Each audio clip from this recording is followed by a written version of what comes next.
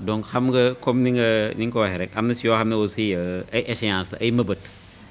waaye nag suñu borom mooy dogal am na si yoo xam ne soo jëlee secteur bi ñu nekk nii lu mel ni l'entretien des routes contrainte majeure bi c'est que on est en période hivernale maanaam day taw te am na liggéey yoo xam ne soo ko defee ci taw foo jaar nga xaar ba taw wi jeex nga koy soo ko mën a def donc loolu moo tax aussi même suñu tàmbalee mu taw dañuy arrêté l'exemple que je vous donne demal rocade bu Diourbel bi depuis 10 jours ñu nga fa mais fan yi day taw gas nañ ba dagg li ñu war a def mais il faut ñu bàyyi ba mu waw ñu kalewaat ko ci loolu également day impacter sur les délais de livraison donc nit nag mën nga def sa planification mëbët mais taw suñu borom bi moom mënuñ koo natt loolu bokk na ci jafe-jafe su dee secteur bi nga xam ne fii lañ nekk mais yeneen i également am na échéance yoo xam ne c'était au-delà du 29 parce que soo jëlee secteur bi passe mi wàllu ndox li ñu ci waxoon mooy au plus tard le 5 tout ce qui est forage mu fonctionnel te loolu gëm naa ne c'est possible parce que yi si desoon yëpp pratiquement mun naa ne sotti na su dee forage Daaru Marnaan bi foo naa ne l'entreprise est depuis là foo naa ne gis nañ li nga xam ne moo doon jafe-jafe bi te am nañ yaakaar li ma waxoon si benn fan war nañ ko mën a régler soo jëlee bu Daaru Xudus également pratiquement c'est prêt nga jël bu Malaw Bulbul également c'est déjà même mis en service kon am na échéance yoo xam ne on le respecte mais yeneen yi moom ça peut être des contraintes naturelles donc liées à la pluie sur des secteurs de la route. Le bilan du plan Orsec xam nga waaw dans la région parce que Orsec c'est dans la région maintenant ce qu'il faut dire aussi en amont mooy plan Orsec aussi fu ñu ko déclencher c'est par rapport à une situation exceptionnelle mais am na ci liggéey boo xam ne aussi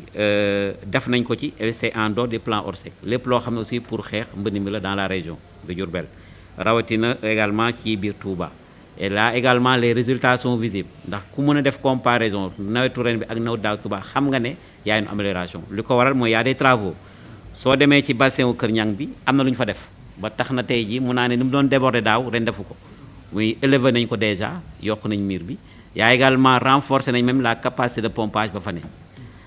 soo jëlee également comme mesure conservatoire site mooy beneen bassin bi ñu war a def pour soulager muy bu Daaru Rahman beeg bu Pofdi bi presque pare na ndax muy site Kër Kap bu ñu ko identifié léegi yàggul mais def nañ ba def conduite yi ba war a installer électropompe yi loolu mooy des mesures structurelles maintenant dans le cadre maintenant du plan Orsec li nga xam moom la ñuy def mooy d'abord un dispositif de pompage et là c'est déjà effectif avec les sapeurs-pompiers ñaareel ba mooy fi nga xam ne ay site la te amul déversoir dans le cadre du plan Orsec aussi on a amené des camions hydrocureurs un premier jet foo naa indi woon nañ 18 camions hydrocureurs yoo xam ne ñu ngi doon jàppale les sapeurs-pompiers si sites yi nga xam ne amul déversoir def nañ fi pratiquement 3 jours récemment également je pense pas plus tard qu'avant-hier ou dans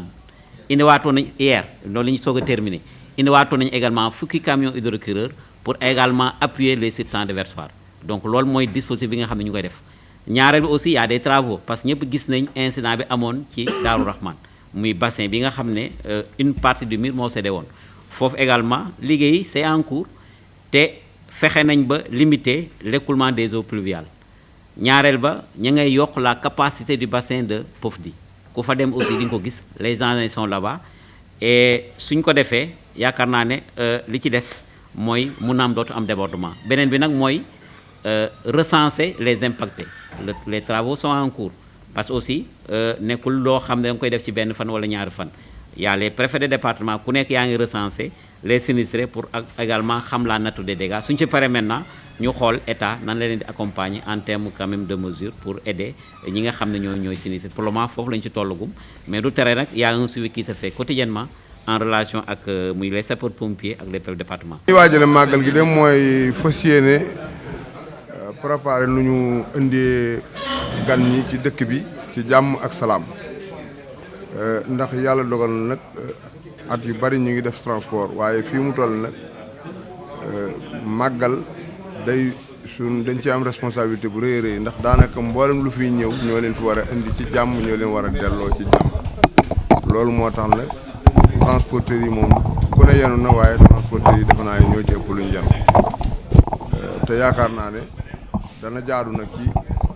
ni ko sëriñ bi bëggee woote askan wi yëpp bàyyi seen i yitte jëm si Touba ñun ñi leen fi war a indi jàpp naa ne am na nu ñu war a taxawee ci indi leen ci jàmm yóbbu leen ci jàmm. li nu gouverneur di wax daanaka dafa fekk nun ñu war koo xam ndax ku ne xam na ne oto ci nawet oto yi pneu yi nga xam ni moom nga doon doxe yépp ci bi jamono ji bi mu tawut boo duggee ci nawet mën naa ne